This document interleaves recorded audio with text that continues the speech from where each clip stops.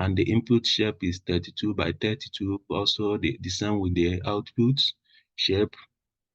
And then for the convolutional layer 2, we also have a shape, the badge, the height, and the width, which is 116 by 64. And this is the 2D data side for the image. Here we have an input shape of 16 by 16 by 32, and then the depth of the depth, input depth is 32 channel for color, and then 64 out channel. And also we keep the same filter size, 3 by 3, because for this filter is good for these big data sets, for color data sets, because it helps to reduce the time on computation. Then the filter shape is 3 by 3, 32, 64, the output, and then this is the input. Then we keep the same stride to preserve the special.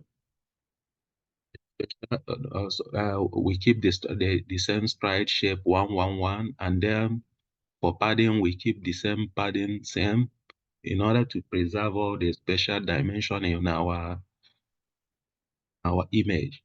Also, we use a ReLU activation function,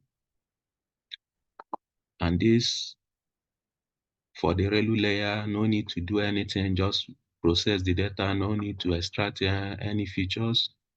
And then we use the pooling layer. The method we use is a mask pooling method. Also here we use a 2 by 2 window size, or the corner size. And here we use the window shape 1, 2, 2, 1. Here for this one we use stride 2, means for the pooling layer, enable the filter to move 2 pixels each time. And here we also keep the same padding. The input is 64, input channel 64, and then here is input shape, and this is the input and the output, also 64. And here is flattened. The image is flattened, ready to be introduced into the fully connected convolutional neural layers. Here, this the shape of the flattened shape for the fully connected layers. And here are the fully connected layers with the dimensions 8 by 8 by 64, and the output channel is the input channel. And then for the second fully connected layer, it has a dropout layer, and it has a dropout layer. And the dropout layer helps to learn more diverse features without relying on any specific input feature. Third, and the final fully connected layer is the output layer. Output layer, this acts as a classifier to map and output the final features into 10 different classes based on this one hot for this image is about we have 10 different classes. So here is the output channel for this, which is 10 for these 10 classes. And here is the image of the diagram, the architecture of what I just explained now. Here is the input 32 by 32 with the color, which is 3, and then it will go into the convolution layer, and then the convolution layer is a 3 by 3. Then the ReLU is applied, and then to pooling layer, and then the same process until it gets to the flattening, where the image is now precise flattened to be moved into the final convolutional fully connected layer, which will output the different classes. This is the example of the, like for one hot encoding, one example is at the index of 0, when is 1, other classes will remain 0.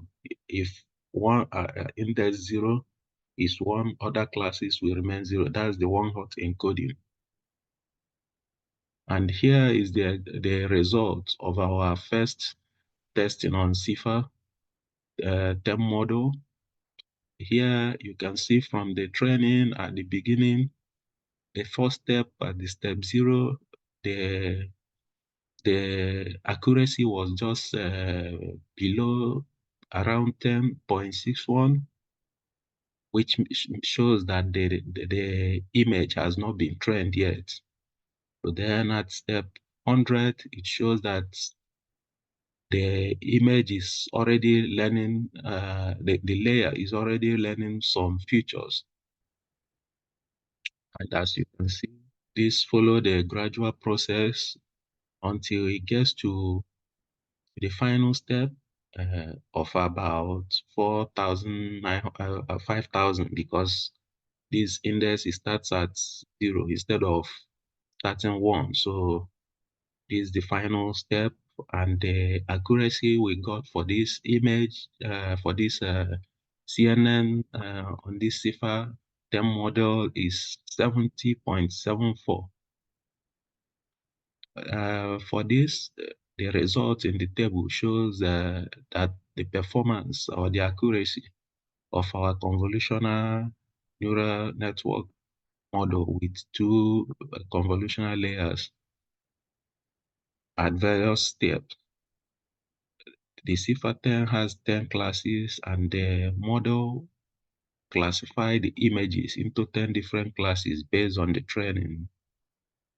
And each line in these data sets represent the step, and our step is 100. Each is 100 in batch step is 100, as you can see, 0, 100, 200. And then this is just the description of what I just explained. Here the model accuracy was very low at the initial stage, because the model then is performing poorly because it has not been trained yet. So it was making random prediction.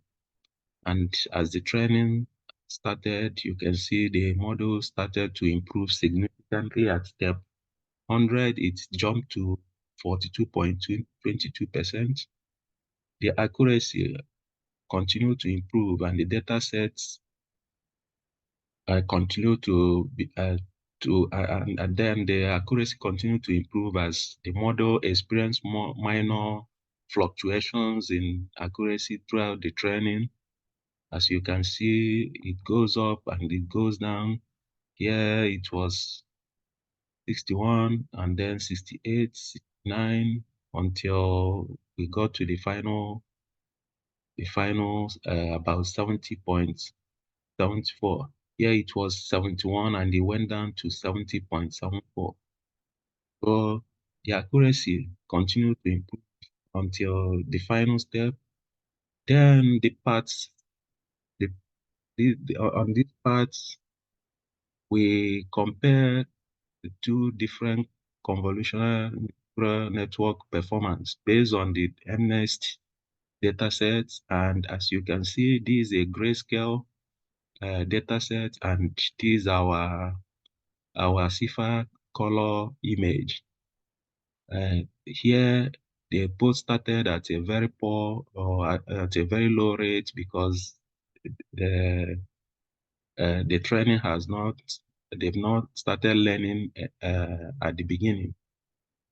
But as you can see, the grayscale, the next step was 100 and it jumped to 95%, and this one was 42. From here, you can see that the grayscale has a high rate of learning because the dimensions are much more smaller, and then it requires less computation power more than the color image. And the final step for this is 99.14%. For this one, it was 70.74% for our color image. And this shows a high rate of convergence, more than the color image. And then we compared our analysis on the different models, the MNIST and the CIFAR10 model, and you can see the accuracy level of the both data sets at different steps. Each line in our data set, each line in our training represents a step of 100 batch step, and then the accuracy was about 10.61 for CIFAR, and then at the beginning at step 0, and then it was 13.66 for MNIST. We show both model has not been trained yet because it has low accuracy at the beginning, and then the accuracy improves significantly to 95.02 for MNIST and 42 for CIFAR.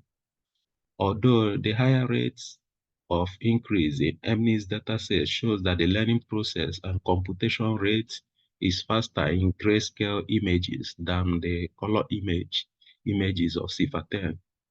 The accuracy continued to improve for both models, then until we got to the final accuracy.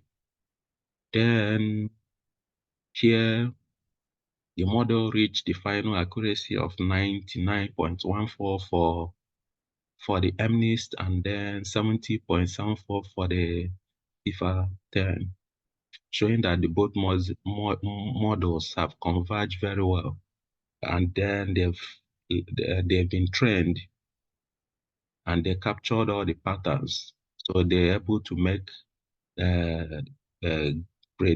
accurate predictions at this rate.